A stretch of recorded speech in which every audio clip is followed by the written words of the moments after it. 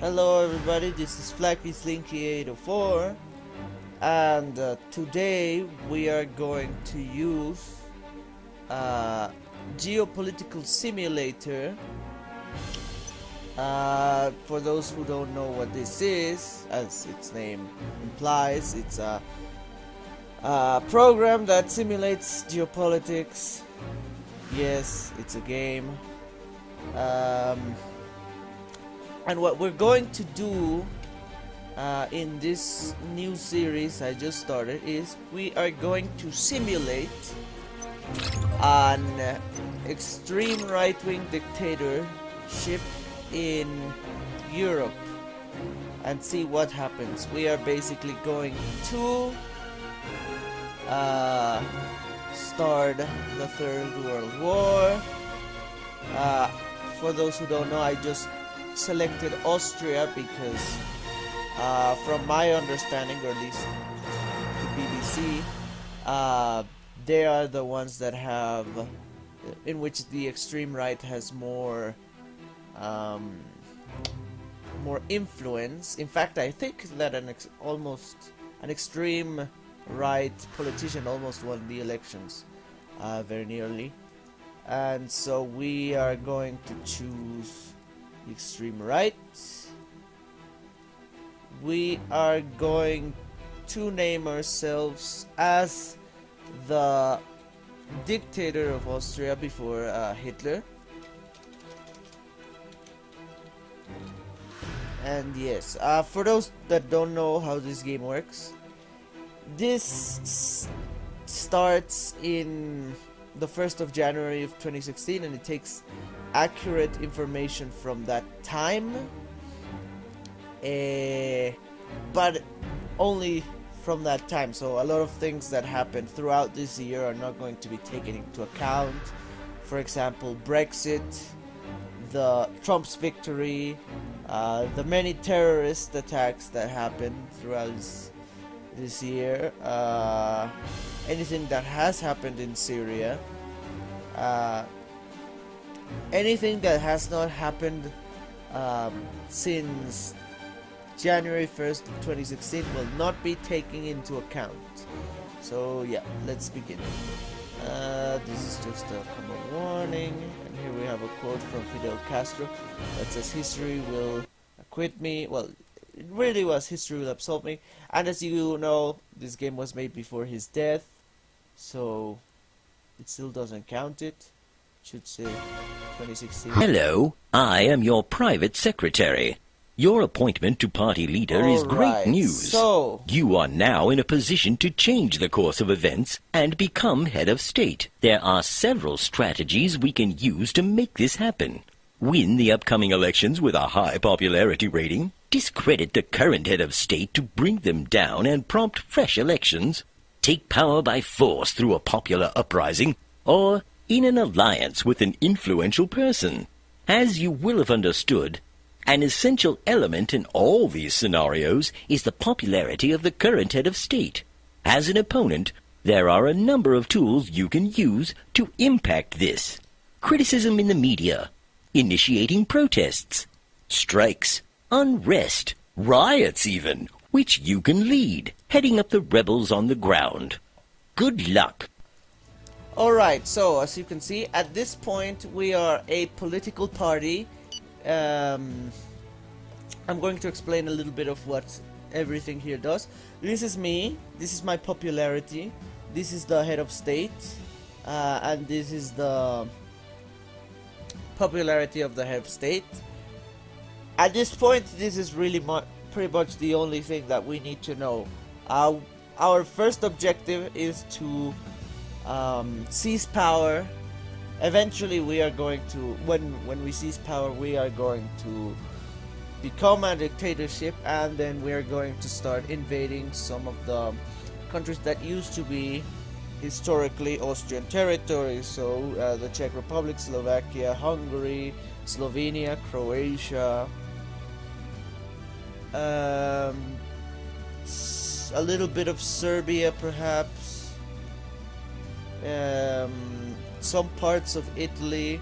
Well, the point that I'm trying to do is that we're going to start World War. Okay, so what just happened right now is that the president has just proposed a policy, and we need to see whether we accept it or not. Now, he is planning to reduce the employee social security payments from 18% to 17.64%.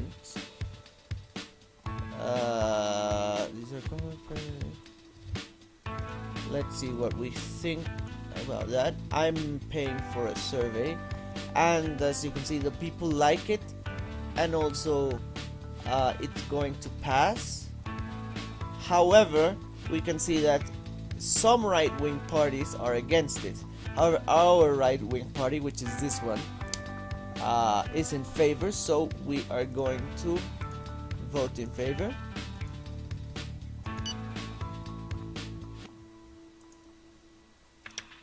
And that's pretty much it. Before the elections, what we have to do is raise our popularity to the highest possible.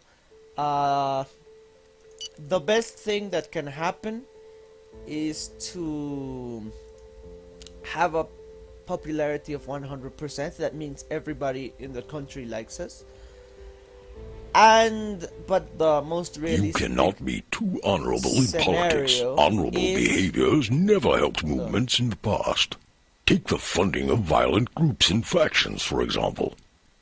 You have to admit that at some point or another, combat units come in useful to the party, to its cause, and ultimately to the people.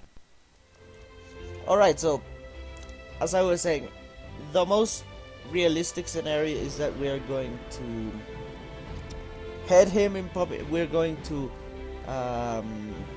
increase our popularity, and our popularity is going to be greater than the leaders. That's what we're trying to achieve. Okay, so what the president of the political party said is that I should create a private army. So we're going to set up an army, and we're going to give them $100,000.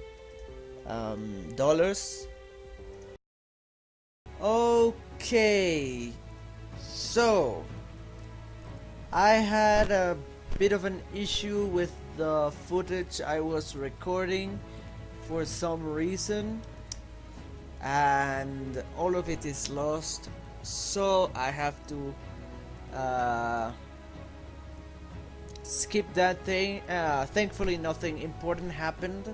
I made a couple of protests, and my popularity raised by 47%. The Chancellor has 46%. I made a new contact, which was the military, but that's pretty much it. So let's continue. Legislations, but for this, for example, this is a very good example of legislations that go against our party interests. So we go in the survey and we see that we are against the legislation which is homosexual marriage, but and we also see that the people don't really care if it passes or not, so that means that we can be a little bit critical of it, but not so much. What I did was simply vote against, and that's all I'm going to do. When the people are against the legislation and the party is also against the legislation, what we can do is start protests, or maybe even riots, but at this point, with this level of popularity, it's better not to do riots. Homosexual marriage did not pass. Hold on, he is passing a legislation to criticize religions.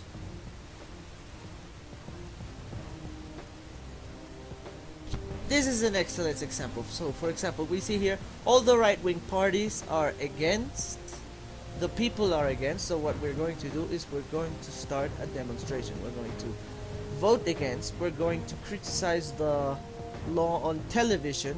We are going to initiate demonstrations in cities all over the country, and we're also going to urge let me see if there are some other groups here that may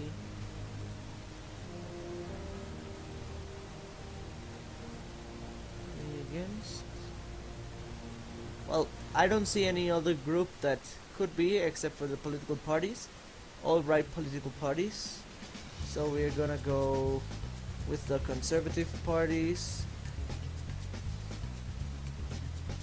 and we're also going to go with our sister political party, which is the Austrian Patriotic Front, which is another extreme right party, but they have no voice in parliament.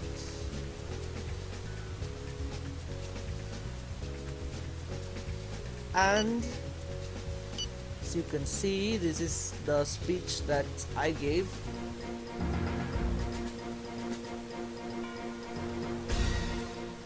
Government policy is once again disastrous. When will we have a bill that truly serves the interests of the country and its citizens? So, as you can see, that speech was not that good, but you know, it got the job done. And we gained 16% popularity.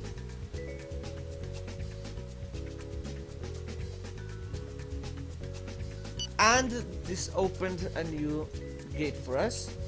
We are going to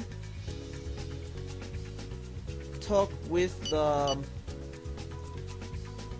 head of the Catholic Church in Austria, because one of the things that the previous dictator of Austria, well, you know, before Hitler, Engelbert Dollfuss, did was a form of fascism which was extremely Catholic. So sure, you've got some nerve. Oh no. Saying that to me? Okay, I accidentally tried to bribe him. You know, he still likes me, but the Protestants and the Muslims like me more now. Oh god, that was not a good idea. In fact, I needed this. I'm going to get the support of the Catholic Church eventually, but I mean, the Muslims and the Protestants are good for now, but I'm not really going to go in favor of their interests. Alright, so I guess this is the end of this video. We are in the 25th of April 2016. Currently we have 68% of popularity, and we're going to try to get it even more in the next chapter. Since the elections are going to take quite a bit of time, since they are in 2018, we are going to try and seize power by force. Yes, that's pretty much it. I'm sorry for the microphone problems that I have during this last section, but for some reason my microphone broke.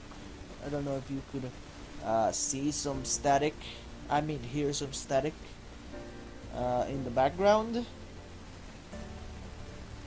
And yes, one thing that I really want to know, which probably will be seen in the next episode, is in this alternate scenario, who is going to win the United States? Since at this point Obama is still in power, and Obama does not like us. So I wonder who's going to win. Hopefully, I mean, for the purposes of this, hopefully Trump wins, since